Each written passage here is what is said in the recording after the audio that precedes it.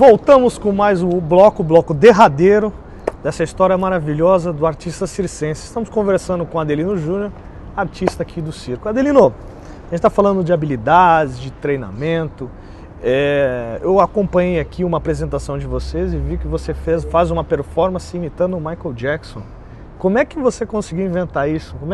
Quem quiser acompanhar, num dos nossos boletins que roda aí na grade, tem da Casa da Esperança, tem a apresentação do Adelino, tem uma parte da apresentação dele como Michael Jackson. Conta pra gente como é que... Olha, isso foi uma coisa engraçada, porque eu era criança e meu pai, ele sempre gostou do Michael Jackson. E ele foi um dia assistir, né, um comício que teve na cidade. Naquela época era comício, não sei se você lembra. Lembro. Era o comício e no comício era o palanque era em cima do caminhão. E foi um cara, naquela época o Michael Jackson tinha estourado, foi um cara que imitou o Michael Jackson no show. E ele trouxe esse cara, ele ficou falando desse cara a noite toda e ele falou que tinha falado com o cara. E ele pegou e pagou o cara para vir no circo. O cara ia dar uma aula de meia hora, eu acho. Ele deu uma aula de meia hora para nós, para mim e o meu irmão. O cara veio e deu uma aula de meia hora. Aí aquilo ali, eu peguei, como eu, no ramo circense, eu perdi minha mãe muito cedo, meu pai muito cedo, e era eu sozinho na vida. Eu comecei em discotecas, aprendi a dançar, comecei a gostar de dança, aí comecei a fazer aula de dança, aí comecei a aperfeiçoar essa área. E um dia eu vi um show de uma pessoa que eu tenho como um ídolo, porque era o Cochicho, que foi o criador do Michael Jackson no Brasil, porque isso vinha de um palhaço de fora que fazia a junção do Michael Jackson com o Rob Steele, era muito show. E quando eu vi isso, eu falei, eu quero isso pra mim, porque eu era palhaço e eu sabia dançar. E eu vi que aquilo ali podia melhorar um pouquinho mais. Aí eu uni os dois, eu uni o útil ao agradável. Aí eu fiz aquilo que eu aprendi do meu pai, juntei que era a dança, e juntei no cômico e ficou essa coisa legal que deu. Infelizmente o Michael Jackson morreu, que se ele tivesse vivo até hoje estaria muito melhor, agradando, porque a gente, os brasileiros, esquece, né? A gente vai esquecendo conforme o tempo, mas para quem gosta, agrada. Mas o artista, mesmo depois de muito tempo, você já tem um bom tempo de casa, ele ainda treina? Treina diariamente? Qual é a frequência de treinamento? Olha, eu vou dizer, o artista é como eu disse, uma coisa, é tudo. O artista, ele aprende, né? Ele aprende como qualquer outra profissão, a gente aprende, às vezes até paga para aprender, mas quando você aprende a essência daquela arte ou daquele trabalho, você não precisa mais ensaiar diariamente. Você pega algumas coisas que é fundamental para você fazer aquilo, e você pesquisa, por exemplo, você vê um número novo, aí você fala, nossa, isso aí ele está usando isso. Aí você pesquisa aquilo ali, você ensaia um pouco, ou você melhora, porque é como uma partida de sinuca. Não sei se você já percebeu que quem está de fora vê 10 jogadas a mais do que quem está ali jogando. É verdade. Não é verdade? Mas então, mas tem o seguinte, mas só que a pessoa que está jogando, quem está de fora, se der um palpite, a pessoa que está de dentro, mesmo vendo que o palpite é melhor do que a dela, ela vai achar que ela é melhor e vai fazer do jeito dela e não vai pegar um palpite de outra pessoa. Bem-aventurados aqueles que querem imitar os outros, né? E não querem fazer do jeito dela, né? Mas então, aí você olha aquilo ali, você pesquisa e faz. Então, quer dizer, você ensaia bastante no começo, como estudo, você faz 5 anos de faculdade e depois você vai usando o que você aprendeu, né? Que é o conhecimento da sua profissão. Então, no começo, para você aprender, você tem de ensaiar bastante, tem de ralar, tem de acordar de manhã cedo. É sofrido. Tanto nos ensaios quanto nas apresentações, quais são os tipos de material que você usa? Quais são os seus equipamentos? Olha, no circo você precisa maquiagem, precisa de lantejoula,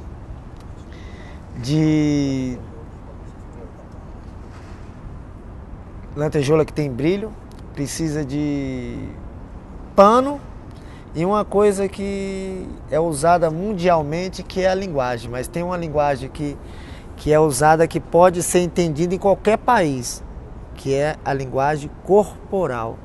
Então, quer dizer, a linguagem corporal é fundamental no circo ou em qualquer outra área que você... Vocês artistas aqui se auxiliam, né? Muito, né? Durante as apresentações. O circo ele pode sair daqui e ir para outro país, que a gente vamos apresentar o nosso espetáculo sem falar uma palavra e qualquer pessoa vai entender, porque é uma coisa simples, né? A mesma coisa de eu fazer... Um joia positivo. Acho que a principal característica desse circo que você trabalha aqui é multicultural, né? Você conhece, são várias pessoas de várias nacionalidades. Eu acho que tem argentinos, chilenos. Como é que é a interação de vocês aqui? O circo ele tem esse contrabando, né, na verdade, de culturas, né? Porque a gente vai pegando, porque é assim o circo. Os melhores globistas do mundo é brasileiro, para você que não sabe. E os melhores palhaços do mundo são argentinos.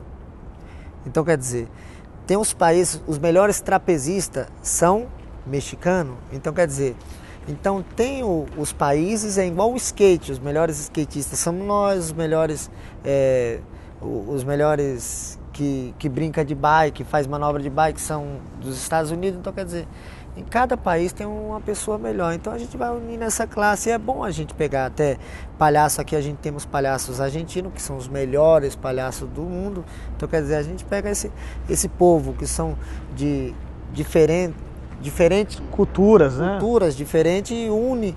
Aí dá aquele espetáculo que acontece muito hoje em dia. O que acontece? Eu vou dizer. Os animais saíram do circo, e com a perca dos animais, os artistas teve de se reinventar, né? Reinventar a arte circense, como o teatro, como a televisão. Depois do Matrix, antigamente, a televisão era aquela coisa, muito efeito especial não vai dar certo. Muito efeito especial. Hoje em dia é muito menos a produção, muito menos o trabalho em si do que a produção, vamos dizer. Menos mais o conteúdo do que mais o visual do que você vê, né? Hoje em dia o povo não vai pelo filme sim, e sim pela propaganda em 3D. Que o filme, além de ser o filme, vai apresentar em 3D. Então, quer dizer, depois do Matrix, hoje em dia revolucionou tanto o teatro como a música. Quer dizer, hoje em dia a música ele já mixa, vamos dizer, o samba com pop, com rock, ele se une, né, para fazer a coisa. E o circo, a mesma coisa. Se a gente ficasse naquela mesma coisa de antigamente, como era antigamente, creio eu que até a televisão, se tivesse preto e branco até hoje, nenhum de nós pararia na frente dela para ficar assistindo o que é a televisão preto e branco, né? Você falou sobre a proibição dos animais no circo. É uma lei que determina que não pode haver confinamento de animais em circo, demonstração e coisa do gênero. O circo, ele maltratava os animais? Qual é o teu pensamento, o porquê da retirada dos animais? O que você achou? E se isso acabou prejudicando a apresentação de vocês? Olha, de uma certa forma fez o público valorizar mais. Por quê? Porque eu acho que um comentário bom traz muito frutos bom. Mas se tem um comentário ruim, eu vou dizer uma coisa. Se 10 pessoas falar bem para uma pessoa, ainda essa pessoa vai duvidar. Mas se uma pessoa falar mal, todas as 10 vai acreditar daquilo que a pessoa falou. Então é mais fácil. Hoje em dia, todo mundo fala bem do circo, porque ninguém fala assim, poxa, os animais saíram do circo, não. Antigamente tinha uma pessoa que falava assim, nossa, tadinho dos animais, são maltratados. Então, quer dizer, os outros todos atrás, eu vou dar um exemplo bom. Tem uma pessoa que fez uma coisinha errada. Se uma pessoa no meio da multidão que está atrás falar assim, tadinho, ele errou, mas é assim mesmo, tranquilo. Todo mundo vai falar, é verdade, é verdade. Mas se um ali gritar, taca a pedra nele, todo mundo vai falar, é verdade, quebra ele na porrada. Então, quer dizer, olhando por um lado, o circo ficou mais bem visto, o artista ficou mais bem valorizado, porque saiu os animais, e não olhando pelo meu lado ser humano que gosta muito dos animais e dava valor de ver aquele leão, aquele elefante ali, a gente cuidava dele, dava ração e tudo mais. Mas olhando por outro lado, que tinha muitas pessoas que também não cuidava bem, tinha circo que não tinha condições por causa do próprio, o que eu falei para você, o governo, de você ter de ir no Ceasa sozinho, de você ter de correr atrás de carne, não ter um apoio do governo para se tornar uma coisa mais fácil, para alimentar os animais, ou para você conseguir viver. Então, quer dizer, se eu passava fome, não tinha como o animal não passar fome, não é verdade? Porque teve uma época no circo, que o circo estava na alta, mas o circo acabou, como o Garcia, que não tinha animais, só tinha o chimpanzé, que era a vida da Dona Carola, tanto é hoje em dia tem o zoológico, mas acabou por causa da crise que estava muito grande no Brasil e acabou quase todos os circos de porte grande. Quer dizer, hoje em dia que a gente vem subindo devagar, lutando sozinho para chegar em algum lugar.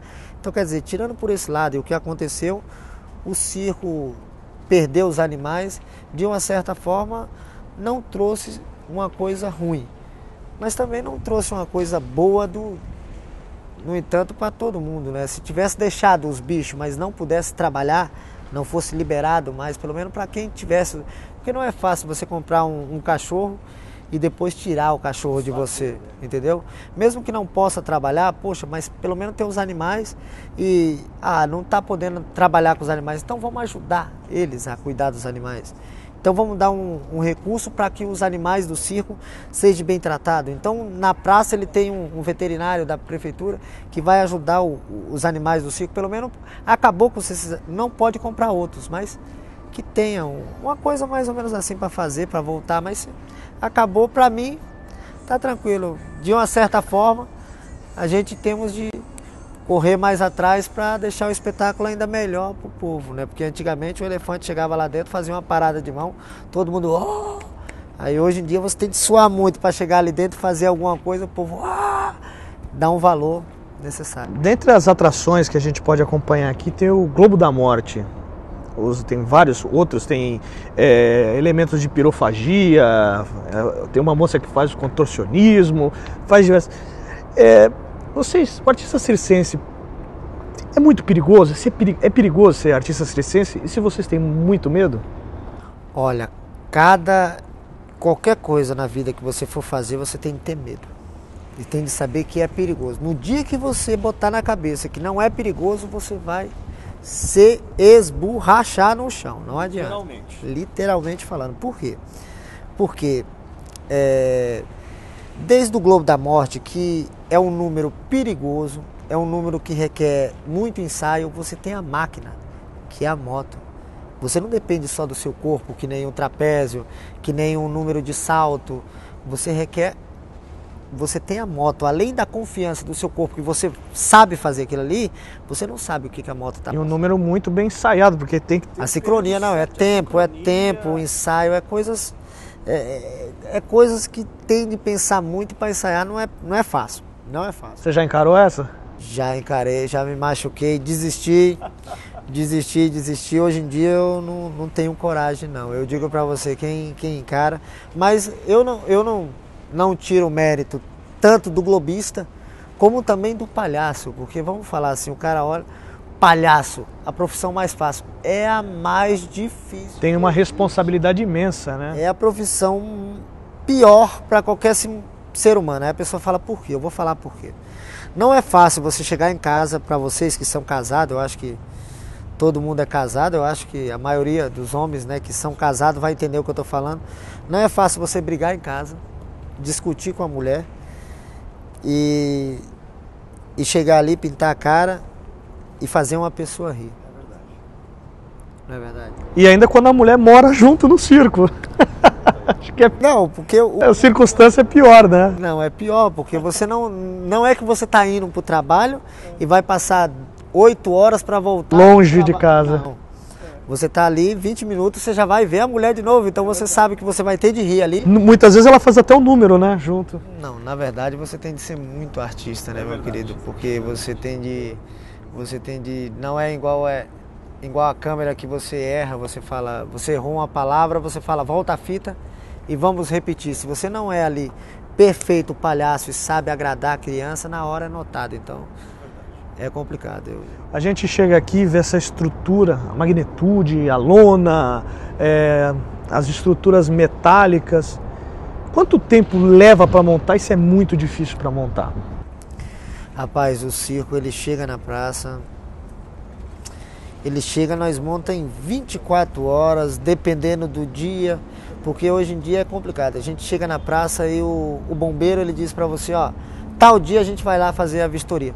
E não quer saber se você tem um monte de criança, se você tem isso e aquilo outro. Não, tem de fazer a vistoria. Então, quer dizer, então a gente tem de pegar duro. Então, quer dizer, 24 horas a gente monta um circo e deixa ele pronto para trabalhar. E desmontar a gente leva 12 horas, a gente desmonta o circo.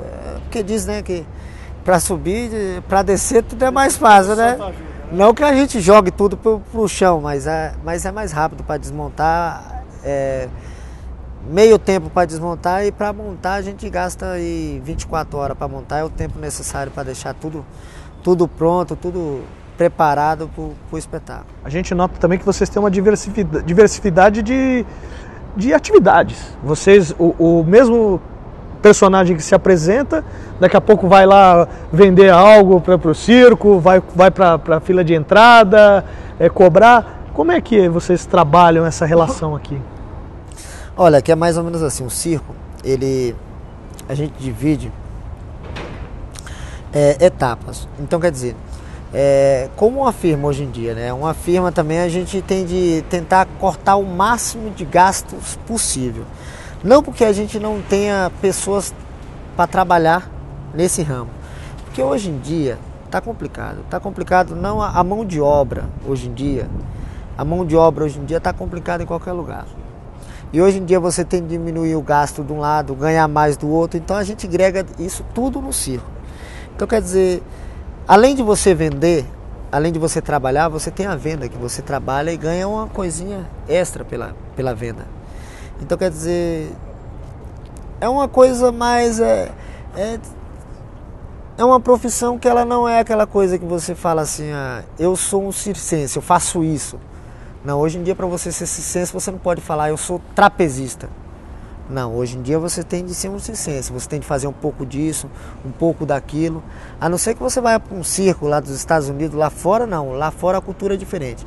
O artista é o artista, ele chega, ele trabalha e ali ele vai trabalhar. Mas por quê?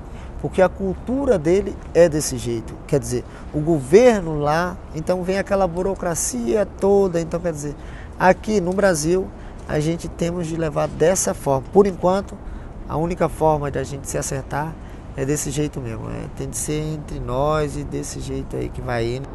Cada um faz sua parte. Eu vejo aqui que vocês moram em trailers, né? Em carretas. Como é que é a acomodação de vocês? Como é que é viver dessa forma? Olha, eu vou dizer uma coisa pra você. Eu hoje em dia, eu penso em...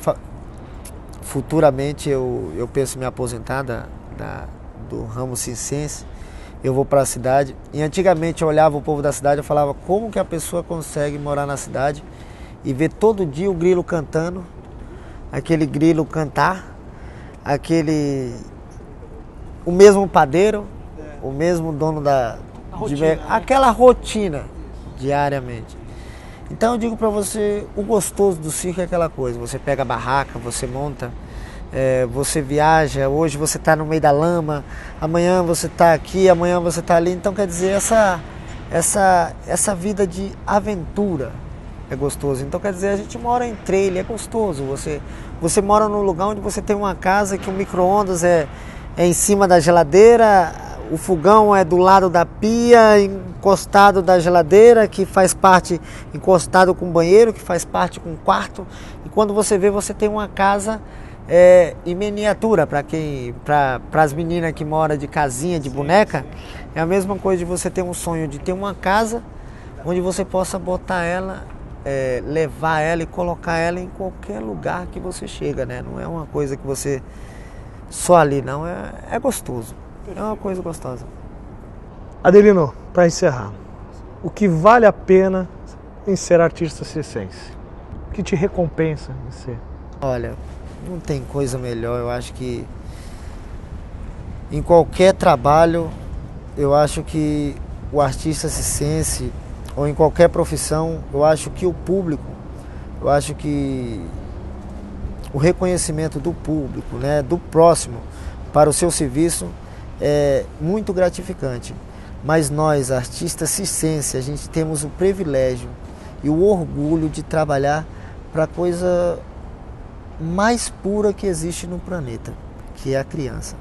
Porque a criança ela não mente. Quando ela ri de verdade. Quando ela gosta de verdade. Então, quando daqui de dentro, às vezes, uma criança, ela sai, se ela não sair feliz, o dia não foi completo. Mas se você vê a criança sorrindo, você se sente completo. Mas quando você vê um adulto sair com um sorriso de uma criança, não tem dinheiro no mundo que pague um dia da vida circense. Perfeito. Adelino, muito obrigado pela sua participação. Obrigado, eu agradeço vocês terem vindo aqui escutar um pouquinho da nossa história, de vocês prestigiar esse lado, essa cultura circense, e eu espero que todo mundo e as cidades, as televisões e o público em geral participe um pouco mais disso, do mais simples, mas que dê mais valor à cultura. Gente, tive o prazer de conversar com o filósofo Adelino. Não sou um artista, um filósofo, acho que abriu nossas mentes. Conhecemos um pouquinho mais dessa vida nômade de circo, mas muito divertida. Agradeço a todos vocês. Até o próximo programa. Tchau.